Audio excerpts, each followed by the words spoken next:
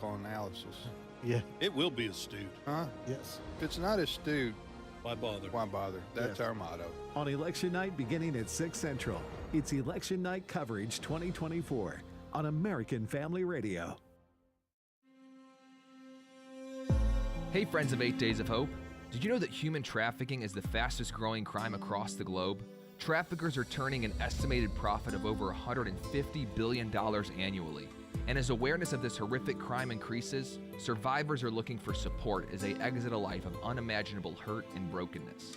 At 8 Days of Hope, we are humbled to come alongside ministries that are serving survivors across the United States. We help build or renovate facilities to ensure that those rescued can receive the emotional, physical, and spiritual healing that they desperately need. We are looking for volunteers who are skilled in construction to join us as we work together to end human trafficking. If you love roofing, own a drywalling company, consider yourself a carpenter, or are generally handy, we could use your help. You must be 18 and older and pass a background check to serve with this arm of the ministry. To get involved, email us at safehouse@8daysofhope.com. That's safehouse@8daysofhope.com. Jenna Ellis in the morning on American Family Radio. I love talking about the things of God because of truth and the biblical worldview. The U.S. Constitution obligates our government to preserve and protect the rights that our founders recognize come from God, our Creator, not our government. I believe that Scripture in the Bible is very clear that God is the one that raised up each of you, and God has allowed us to be brought here to this specific moment in time. This is Jenna Ellis in the morning. Good morning.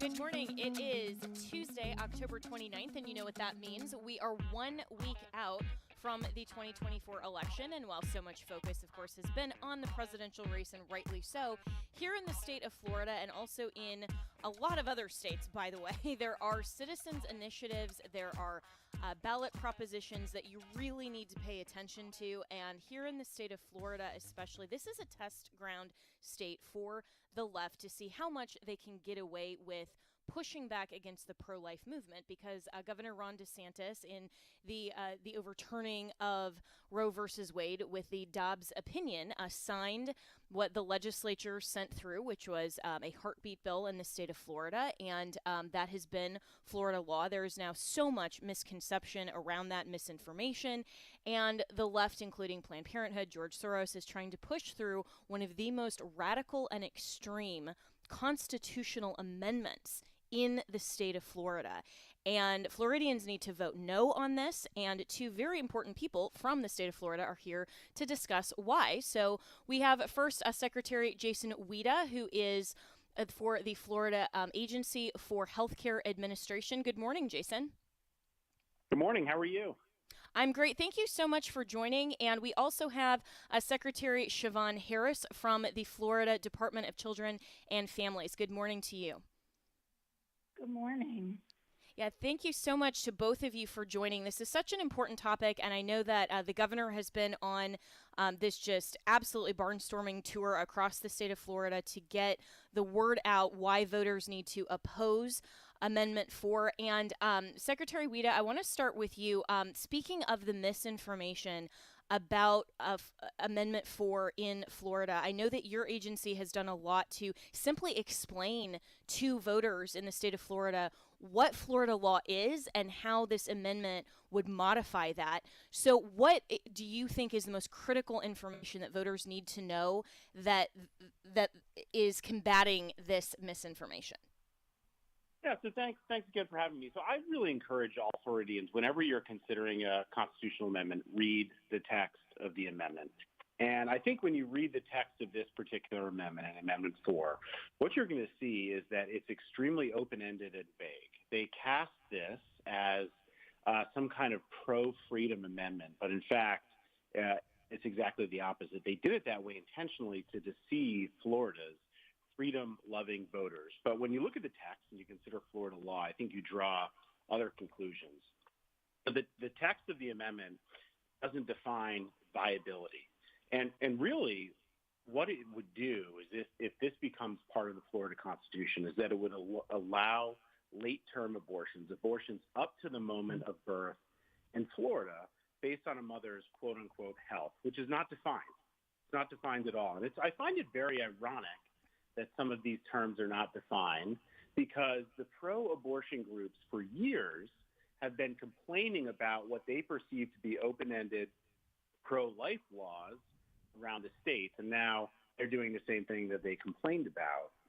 The other issue is that it delegates the scope of this exception to quote-unquote healthcare providers, another term that is not defined at all. It could be literally anyone. And Florida law right now restricts abortions to a doctor, and there's obvious reasons for that, including the mother's health and safety, which Florida cares quite a bit about. Another thing I wanted to point out is that the amendment talks about notification. It's interesting that they use that word notification to parents. When a minor has an abortion in Florida right now, it requires parental consent. By using the word notification to a parent instead of consent of the parent, it essentially wipes out Florida's laws regarding parental consent, and we think that is inappropriate. A couple other points I can mention quickly.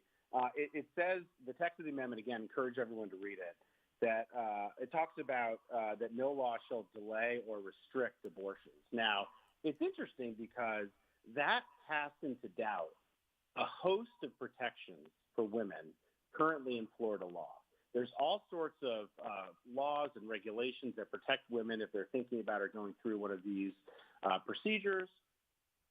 For example, reading literature, getting an ultrasound, counseling, all sorts of things, basic sanitation requirements in abortion facilities, all types of things that would be cast into doubt, thrown in the hands of the courts if this were to pass, and with lasting and unknown impacts. So it's something that Floridians should really think carefully about. It would upend current law, and really there would be huge question marks surrounding what these terms even mean for years to come, all that would threaten women's health and safety in Florida.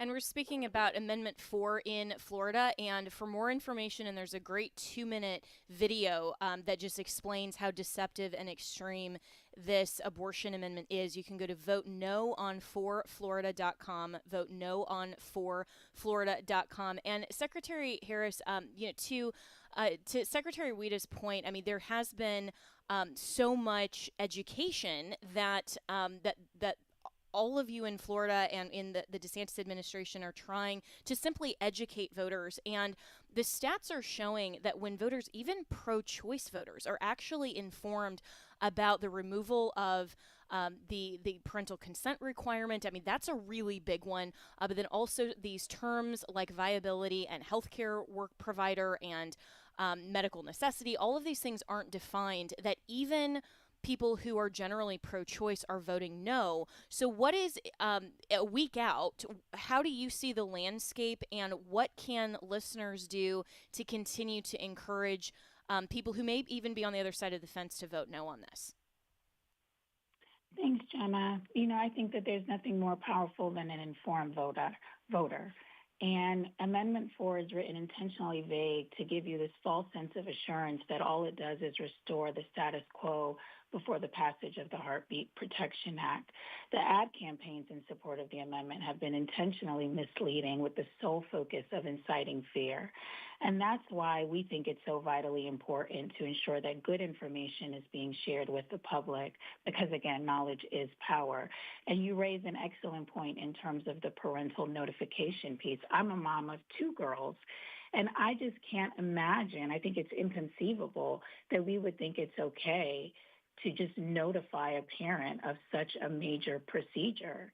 I mean, my daughter wasn't able to open up a bank account without me or go to her dermatology appointment without me.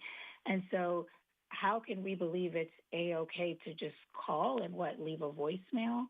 And I think that when voters really understand what this amendment does, I think their eyes are opened, right? There are a lot of protections that are currently in place under current law when it comes to the health and safety of mom, or if you become pregnant as a result of rape and incest. And I think that a lot of the ads just are misleading and not giving voters good information. So I think that it's all of our jobs to make sure that we're pushing out good information, factual information, so that when individuals go to the polls, they are making a good decision and an informed decision.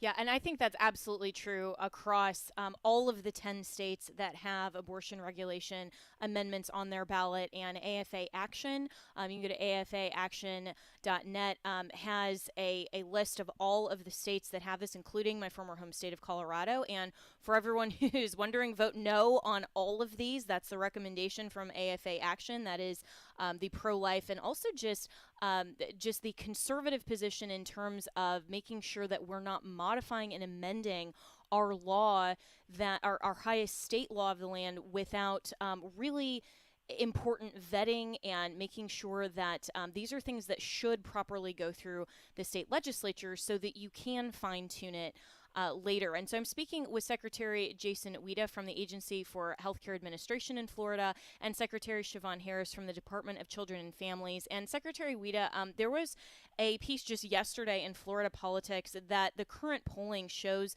that the abortion rights measure, Amendment 4, is falling just short of passage in Florida, but will need undecided voters to break its way. So according to the St. Pete's polls conducted for Florida Politics, shows Amendment 4 failing, that almost 54% of voters will support the measure, and 38% of voters are against the initiative, but there's about 8% that are undecided. So this last week is going to be absolutely critical.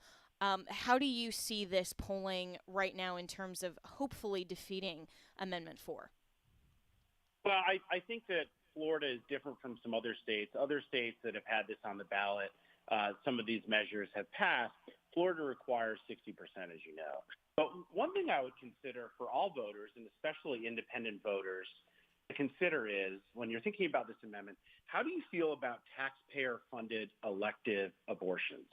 Because if you don't want your taxpayer dollars in Florida paying for elective abortions, you have to really think about how you're going to vote here, because that's what will happen. So in Michigan right now, after a similar ballot initiative passed, what the proponents of these amendments do is they sue the state and they say, hey, there's a constitutional right to abortion. You have to pay as a taxpayer, as a state, for elective abortions. That's their next move. So if this amendment were to pass, if you vote for it, you have to be on board with taxpayer-funded elective abortions, because that's what's going to happen next. They're going to try to get that. And so that's just one thought that people should have going into the polls next week.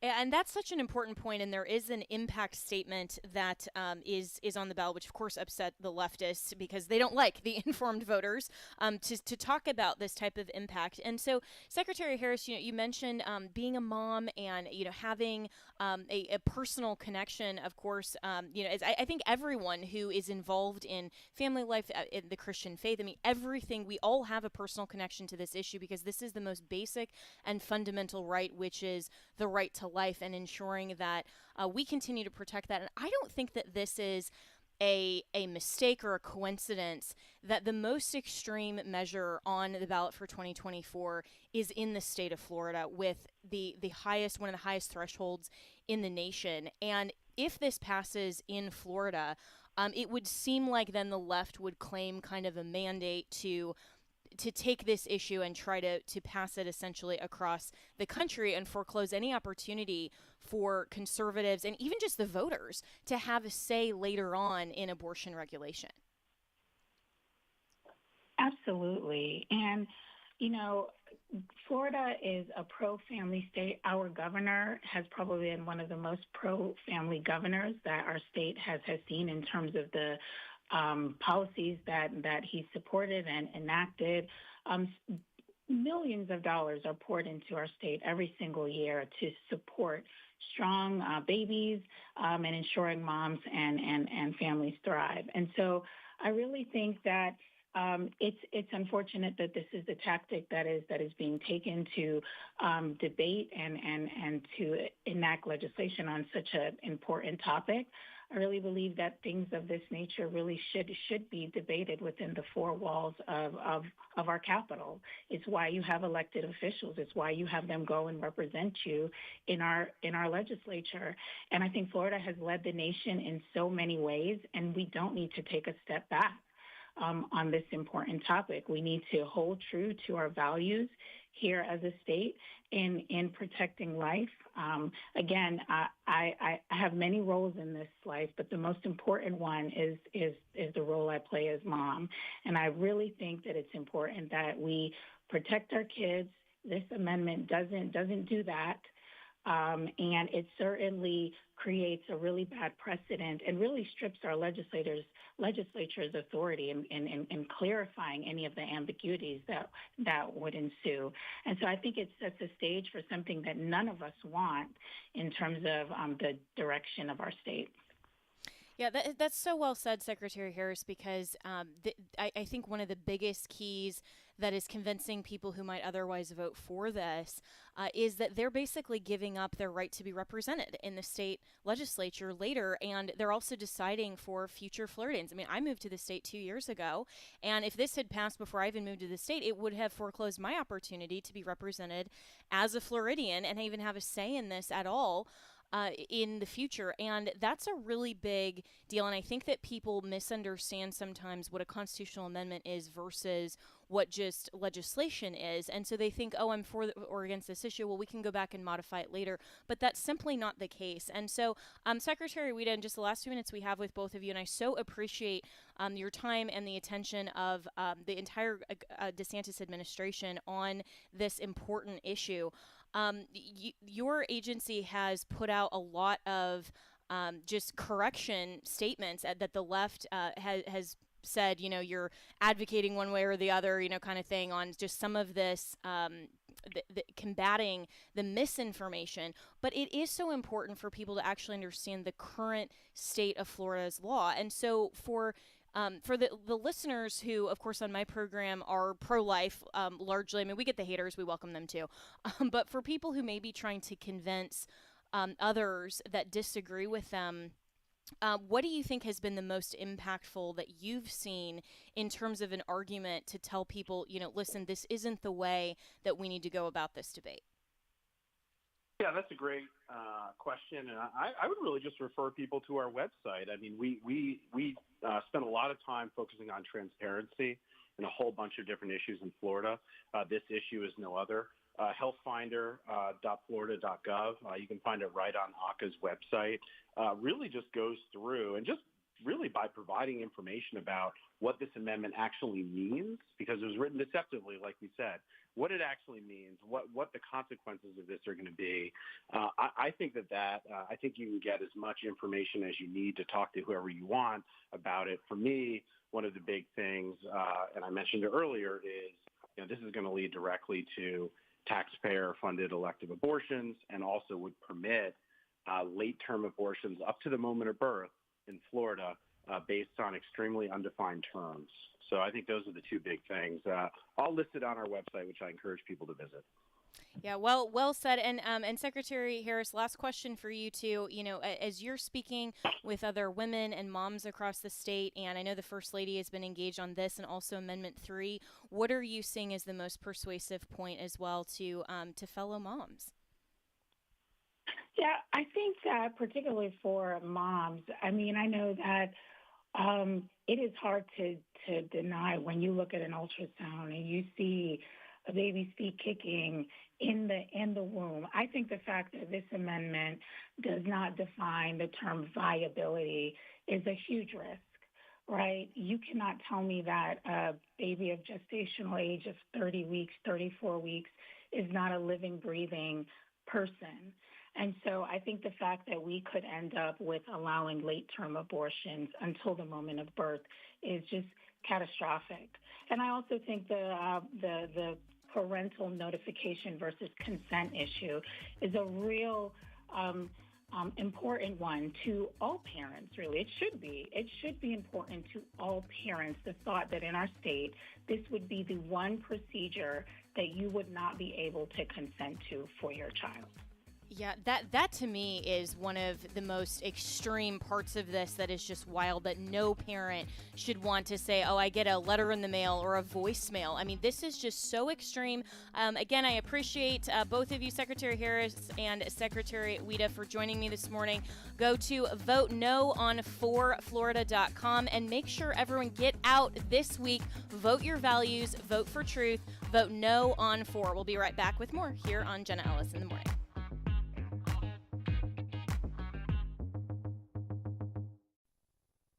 As the world changes in an era of crisis, families throughout America are experiencing instability, fear, and great loss. While many are searching for answers in places of desperation, the position and mission of the church has never been more clear. It's time for us to leave the buildings and saturate the streets with redemptive hope and the love of Jesus. Saturate USA is a movement of churches and believers across America, uniting as one to reach every home with the love of the gospel. At saturateusa.org, you and your church can join the movement by adopting a zip code and receiving free neighborhood maps and evangelistic materials, including Jesus Film DVDs with free online streaming. Simply mobilize your volunteers, assemble your saturation packs with free materials and your own church's information, and then send out teams to distribute to homes. Let's partner together and see every zip code in America adopted for Christ. Join the movement at saturateusa.org.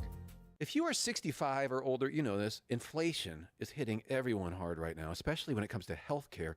Over the last 10 years, healthcare costs have skyrocketed by, get this, 230%. If you have Medicare Parts A and B, you know there are still out-of-pocket expenses like deductibles and copayments, and they really add up. But here's some good news. MediShare 65 Plus is designed to fill in those gaps and help protect you from rising healthcare costs. At only $99 per month up to age 75, you get peace of mind at a price you can afford. And MediShare is trusted, too. It's been around 30 years. It's not some big impersonal thing. It's a community of people helping each other, business owners, pastors, retirees. People love it. MediShare 65 Plus just makes sense. To learn more, give them a call. They're great to talk to. They'll offer to pray with you each time you call, too. Call now, 833-45-BIBLE. That's 833-45-BIBLE, 833-45-BIBLE. Bye-bye prayers. Hello, Americans. I'm Todd Starnes. Stand by for news and commentary next. Since 2019, the commencement exercises at Pearl High School in Mississippi have included the Pledge of Allegiance and a prayer. Now, that prayer was delivered by a student who typically started the invocation with a greeting to God and concluded with a hearty Amen. But in 2025, there will not be a prayer. The Mississippi School District announced they are banning what they call the school-sponsored prayer. Their decision came after the Freedom from Religion Foundation filed a complaint. Now, they allege students have a constitutional right to be free from religious indoctrination, but students also have a right to embrace religion. That's been made clear by the U.S. Constitution as well as the Supreme Court. Now, the out-of-town atheists say the schools are not allowed to invite a student, teacher, or preacher to pray at school-sponsored events. They point out 49% of Gen Z's not even religious. Well, that's because we put a bunch of godless heathen atheists in charge of our schools. I'm Todd Starnes. Welcome back to Jenna Ellis in the Morning on American Family Radio.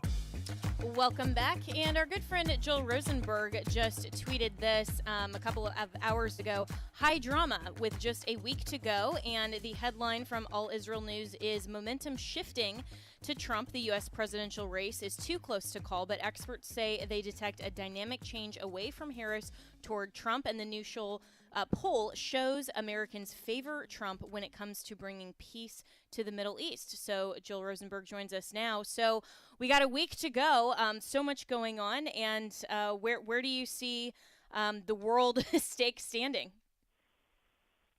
Yeah, it's so interesting to chat with you now with just a week to go. It's really been amazing. Good to talk to you, Jenna. Good to hear your voice. A couple of things just to start with.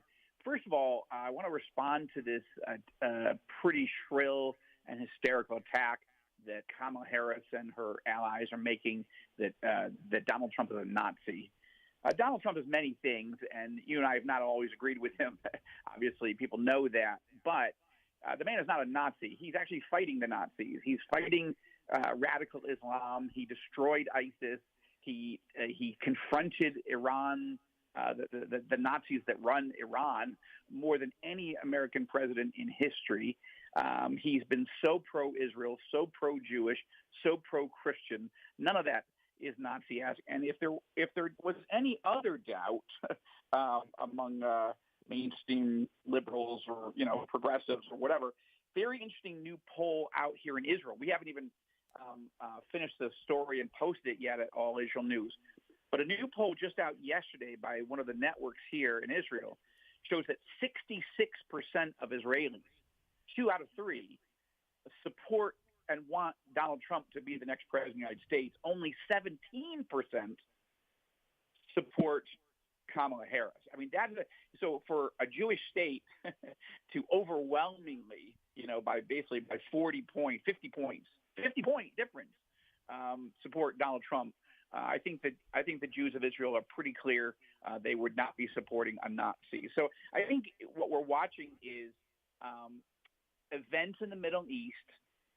People in the Middle East are watching this American race more closely than any presidential election ever, because they know the differences in U.S. policy towards Israel, towards Iran, towards the Sunni Arab world are going to be so sharply and starkly different if Trump is the president versus Harris being the president. And I think that's very interesting.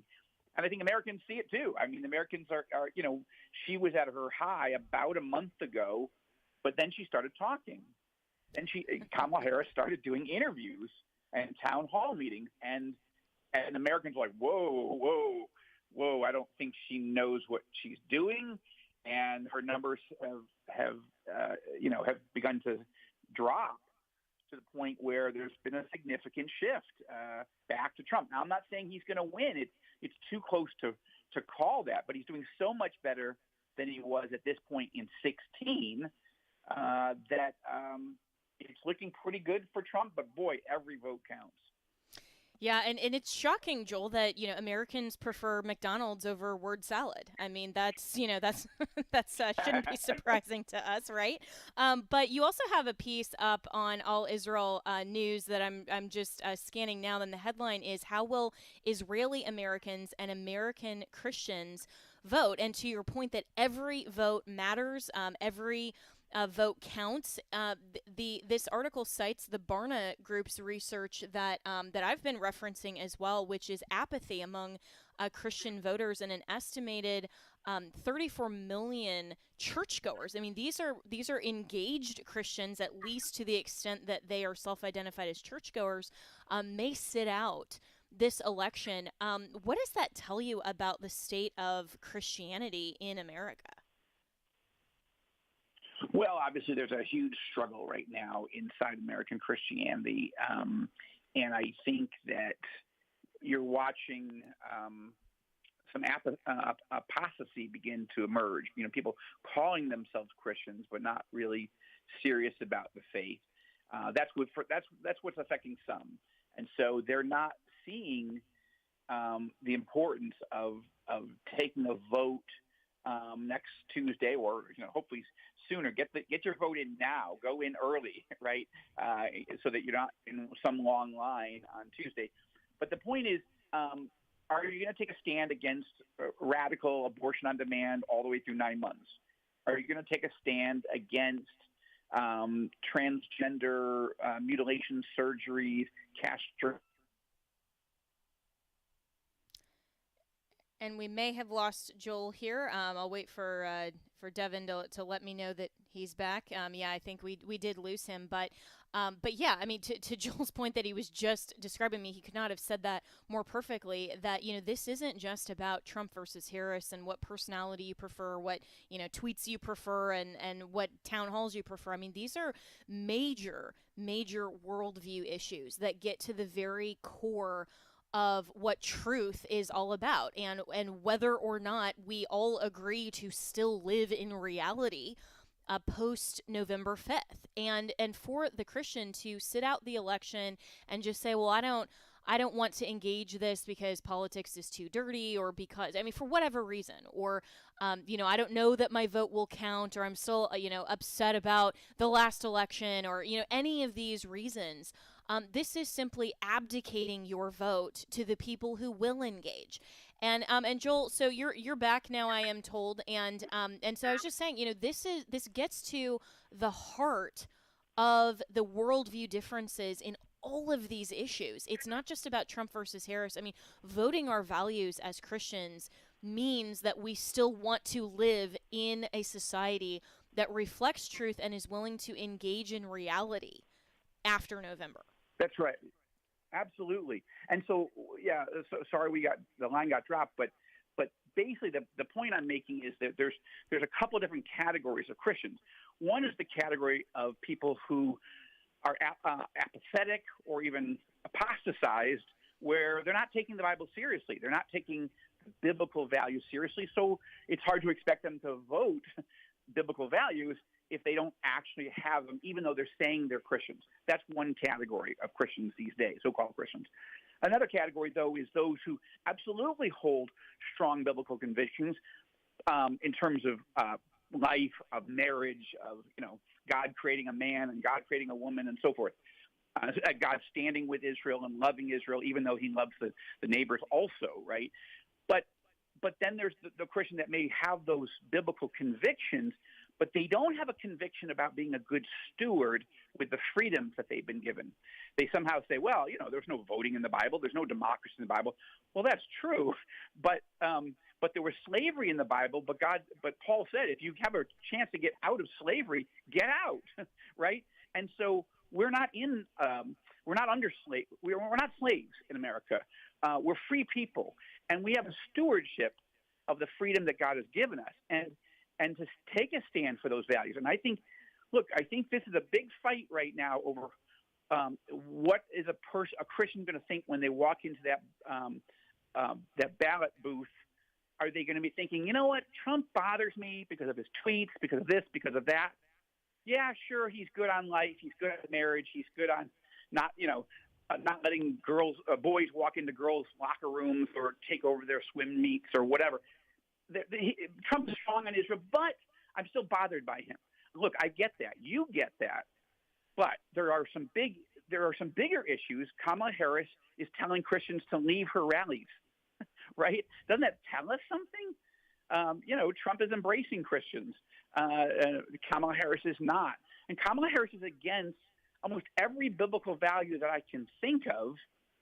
And she's also not competent.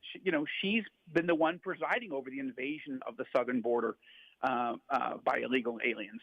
She's the one that's working closely with Biden at the time to allow the Taliban to take over Afghanistan, the most humiliating moment in the United States that I can ever remember. So I think this is the moment for Christians to say, listen, I'm not voting for perfection. I'm voting for progress. I'm voting, and what's progress? Is it the progressive definition, which means against the Bible, against everything that the Bible teaches us? Or is it moving towards those values, protecting our freedoms, protecting our liberties and our way of life that God gave us? And I think it's going to come down to, Jenna, whether Christians turn out en masse or not. I think Christians hold the key to this election, and I don't mean just white born-again evangelicals. I'm talking about black born-again evangelicals. I'm talking about Latino born-again evangelicals. I'm talking about Asian born-again evangelicals. I think there's a real opportunity for Christians to stand up and vote our values. If we don't, anybody who doesn't vote their values and make sure their vote gets in before the end of Tuesday has no right to complain that the country's going to hell in a handbasket.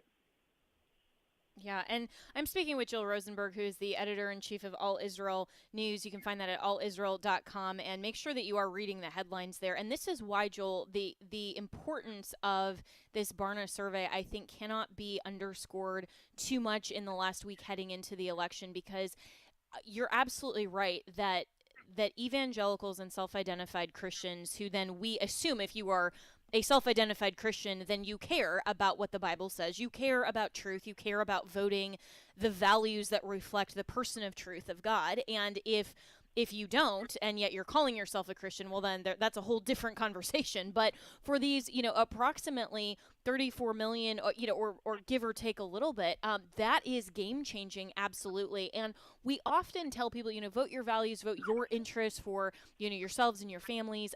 But here in America as well, I mean, self-government and the right that we have to elect our leaders and participate in and direct our government should also be used, even if people don't care about themselves and they say, what, I'm so apathetic, I'm just going to sit at home.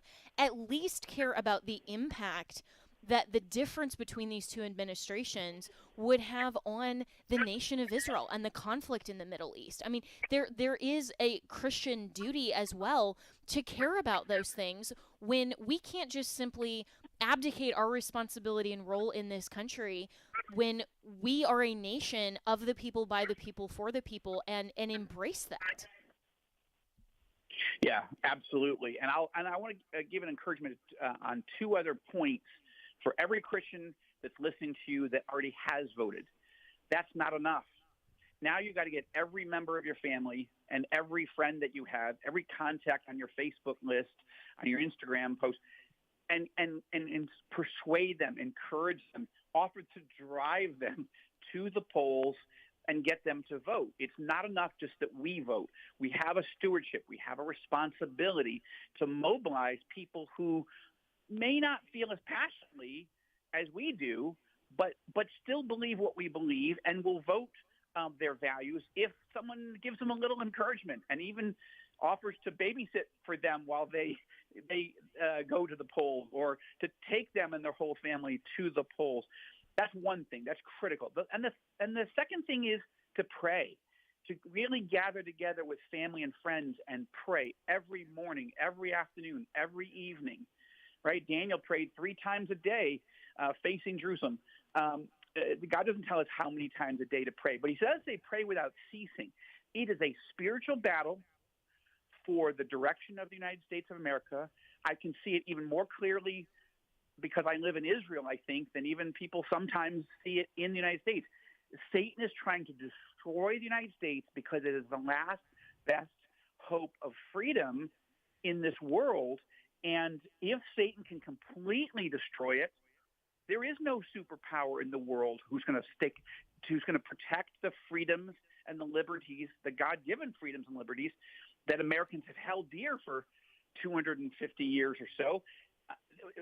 No one's going to come to the rescue and restore those rights and those freedoms if we let them slip away. So it is absolutely critical that we pray without ceasing. But don't just pray. Be like Nehemiah. He told everybody in Israel, we've got to rebuild this wall and protect our, around Jerusalem and protect our country, our city, our capital. But you're gonna basically have a hammer in one hand and a sword in the other. And so, we got to work and we got to pray. We got to pray like it depends completely on prayer, and we got to work like it completely depends on our own efforts. It doesn't depend on our efforts. Well, we can't do nothing. We have to do more than we're doing right now. And if there was 1 week in American history to say, I got to step up, this is the week. Yeah, so well said. And last question for you, Joel Rosenberg. Speaking of people engaging and ensuring that we continue to perfect our union and have a good trajectory, there is the other election that is so important is the internal GOP Senate leadership. And how important do you think that election is to, regardless of whether it's Trump or Harris that's in the White House? If it's Trump, hopefully there's somebody that would work with him. If Harris, somebody that would oppose a lot of the radical things that would come from her administration. But to replace Mitch McConnell, this election is going to take place in mid-November within the Senate. How important is that to the Middle East conflict specifically? It's important, and I don't want to dismiss it. Not at all. It's very important, but it's not the topic right now. Jenna, I would add something I failed to mention a moment ago, which is the next part is you can't just vote for the presidency of the United States. It's not Trump versus Harris. Republicans, actually, conservatives have a chance to pick up the Senate, but we also could lose the House. So every person that's going to vote has to also vote their values biblical values for their House and Senate members, and to make sure that there's a stronger majority in the House, and we don't lose that. We don't have Speaker Pelosi suddenly, and that conservatives can retake the Senate, and then we can make a decision who's going to lead us in the Senate. Obviously, we need changes there, and it's going to be important. But first, we've got to stay focused on what we got to do this week, and that is vote for the presidency and for the House and the Senate. And we cannot let our guard down. We've got to get every single Christian to the polls to vote biblical values. Vote your values. Vote, vote, vote. Well, Joel Rosenberg, always so appreciate your insights and your commentary. Thank you for your prayers for this nation, for the work that you do. And again, follow Joel Rosenberg at Joel C. Rosenberg on X, and go to allisrael.com to read the top trending headlines from, of course, a biblical worldview, and also is just great, excellent reporting on the conflict in the Middle East. So please, as Joel said, be praying for this nation, be voting your values, and also encouraging others to get out and vote. We will be right back with more here on Jenna Ellis in the Morning.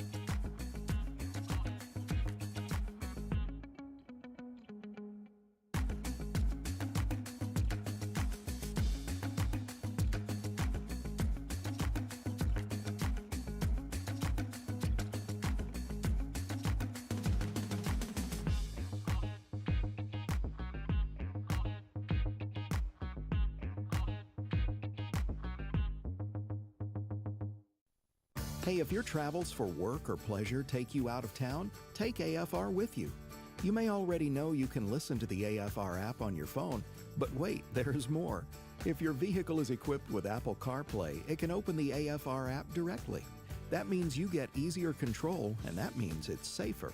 Safer to use so you can stay informed on what you need to know to keep your family safe. And if you don't already have the AFR app, get it today. It's always free in the App Store.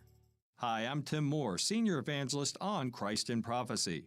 With all the uncertainty in the world today, it's good to know that God's promises never change.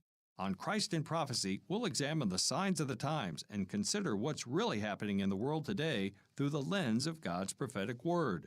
To hear more biblical hope for the future, join me for Christ in Prophecy, Sundays at 11 a.m. Central, right here on American Family Radio, and find out what's really going on in the world. This is Abraham Hamilton III with AFR, and we're sending Bibles. Here's Michael with Bible League International. Abraham, here's another unmet Bible need that we're praying the AFR listening family can take care of today. It comes from Venezuela, just outside of the capital of Caracas, where women are forced into human trafficking by the drug cartel. A small local evangelical church said we're fed up. They have rescued more than 100 women, and they've paid dearly. One of the members was killed in the course of trying to rescue women from prostitution. The drug cartel dragged his corpse behind their truck to send a message, don't mess with the drug cartel. But this church stays focused on rescuing women, and Bible League has been there to introduce them to the hope of the gospel. They need Bibles in Spanish where they simply cannot access them. Help us bless 4,000 Bibleless believers by the end of October. You've taken care of half of it. Would you help us get it done this month? $5 sends a Bible. $100 sends 20. $500 sends 100. You can give by calling 800-YES-WORD. 800-YES-WORD. Or visit sendbiblesnow.org. That's sendbiblesnow.org. Hello, this is Edward Graham, and I've got a great idea for you this Christmas. Through Operation Christmas Child, you can share hope with a child in need. Fill a shoebox with toys, school supplies, and hygiene items. Add your picture and an encouraging note. We'll deliver your shoebox gift to a child alongside the greatest gift of all, the good news of Jesus Christ. Visit SamaritansPurse.org/OCC to get involved. That's SamaritansPurse.org/OCC. Send joy to a child in need with Operation Christmas Child. Simply pack a shoebox with fun toys, school supplies, and hygiene items. Then bring it to a drop-off location during National Collection Week, November 18th through the 25th. You can also build a shoebox online. And the best part is the good news of Jesus Christ is shared alongside your gift. And each child is given the opportunity to participate in a life-changing discipleship program. Visit SamaritansPurse.org/OCC to learn more. Welcome back to Jenna Ellis in the Morning on American Family Radio. Welcome back. And speaking of voting your values and making sure that we live in the truth of reality moving forward after November 5th, there are so many issues that are not just a Democrat versus Republican issue, but a worldview difference between the left and the right. And the Utah State volleyball team has really experienced this front and center. They announced on October 2nd that they would not participate in a match against San Jose State scheduled for October 23rd, sparking a nationwide debate. And while no specific reason was given by the university as to why the game was canceled, it was presumed to be due to the Spartans having the transgender athlete who goes by the name Blair Fleming on their roster. Of course, Riley Gaines has been an open spokesperson against men and women's sports. There's a lot of ongoing litigation. And our next guest is also an open advocate against men and women's sports and is the Utah State volleyball co-captain. Her name is Kylie Ray. And welcome, Kylie, to the program. So, so what specifically has been your experience in volleyball and why you are very passionate about living in reality that men just shouldn't compete in women's sports? I mean, that should not be a controversial topic. I couldn't agree more. It seems like this is a topic that should fully be common sense, and for some reason it's not. I had a unique opportunity just a few years ago. There was a celebration of the 50th anniversary of Title IX at my school, and they had a celebration for women in sport. And I got to shake hands with a lot of the women that were athletes when Utah State when Title IX had been passed. I got to hear their stories of their sacrifice and how hard they worked to get Title IX passed. And that was such a moving experience to me to realize everything that I'm blessed with, and maybe the things that I had taken for advantage in sport or taken for granted. And in seeing now today Title IX being attacked, I just feel such a strong responsibility. I mean, sports have given me my life and nothing short of it. It's the relationships that I've been blessed with, how I've been able to grow as a young woman, both in life and in my faith. And so I can't sit back and watch opportunities be taken away from other women, and especially for future generations, our daughters, our granddaughters. It's something that's absolutely unacceptable, and something that I have to fight for. There's no choice. And I commend you for standing up. That is a difficult and bold decision to stand for truth. And I know that every woman in your position, in your team's position, has to make that choice. And you've already sacrificed so much in terms of your training and everything that you've just mentioned. And yet standing on truth matters. And there's just so much, even empirical data, to say that if a man competes in women's sports, they're actually opening a huge potential risk for injury. And yet it seems like, the NCAA and all of these other sports organizations, the schools themselves, don't care about the physical safety of women. And I find that shocking as well. Absolutely, especially in volleyball. In sports like swimming and track, no one is necessarily put at risk. There's an obvious performance advantage, but there's not much risk that goes on. In a sport like volleyball, where you're exchanging a ball between other sides of the net, there brings in that level of risk, like you just mentioned, particularly with concussions. The rate of concussions goes up dramatically. I mean, the angle, the height that these transgender players are attacking at, it's just not comparable to the other women on the floor. And it can lead to some pretty dangerous situations. And we've seen that across the country already start to happen. And so it's like, at what point do we say women are truly being harmed? This is not okay. And, the louder you stand for truth, Riley's taught me this, the louder you stand for truth, the more people that are going to disagree with you. And I've learned so much through this process, but it has helped me to stand by my convictions and my beliefs that women's sports should be for women. Yeah, women's sports should be for women. That is such a great point, and again, should be totally obvious. And so, Kaylee Ray, I so appreciate that you are willing to stand up for this.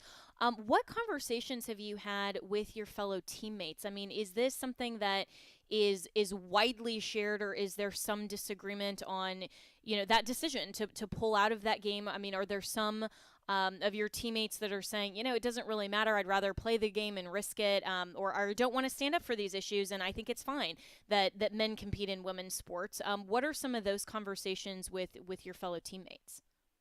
Yeah, these conversations started a long time ago when we first found out that there was a transgender playing on San Jose.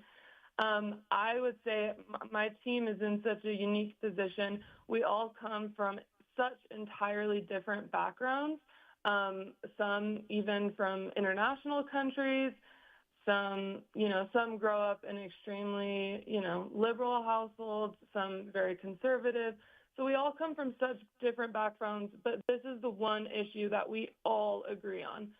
Some girls for sure feel more strongly than others, but everyone on some level recognizes that this is a problem, and us taking that forfeit, as much as it shouldn't be a forfeit and we shouldn't have to sacrifice this because the people who should be protecting us have failed us. Everyone on my team, actually, we are very united in our stance that we need to protect the integrity of women's sports and fairness in competition. It seems so basic, but yeah, that's where we all stand. And it's pretty powerful to be in that environment and that locker room where we all think the same and feel the same in this regard. Yeah, and it must be on some levels, discouraging to even have to have these conversations, because it should just be a reflection of reality. Do you think that you've gotten enough support from your school, or has there been more support from outside organizations and other people who are willing to stand by you? Yeah, we have definitely received so much support from outside organizations. And I will say even within the school, we've definitely received a lot of support, particularly those outside organizations. Obviously, Riley Gaines is the face of this movement, and she has been nothing short of incredible for us. It's really special to have a shout out from Riley and for her to send a message to the girls on our team that she is so proud of us for standing up for this. It just offers this level of encouragement and being able to stick strongly to your values. Obviously, for someone honestly as cool as Riley Gaines, it definitely helps us have the courage to keep standing up for what we believe in. We've definitely received some backlash from the other end, people unhappy with us. And so it can be really easy to get sucked into those negative voices.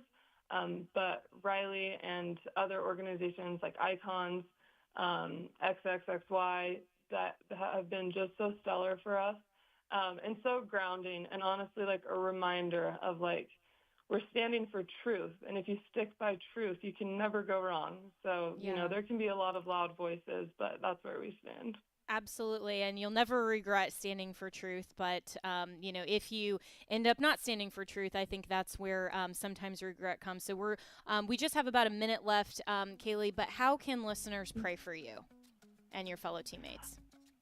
Yes, I would just ask prayers for us to continue to be courageous in the face of this, and prayers that the hearts of the leaders who are responsible for making these decisions, please pray that their hearts might be softened.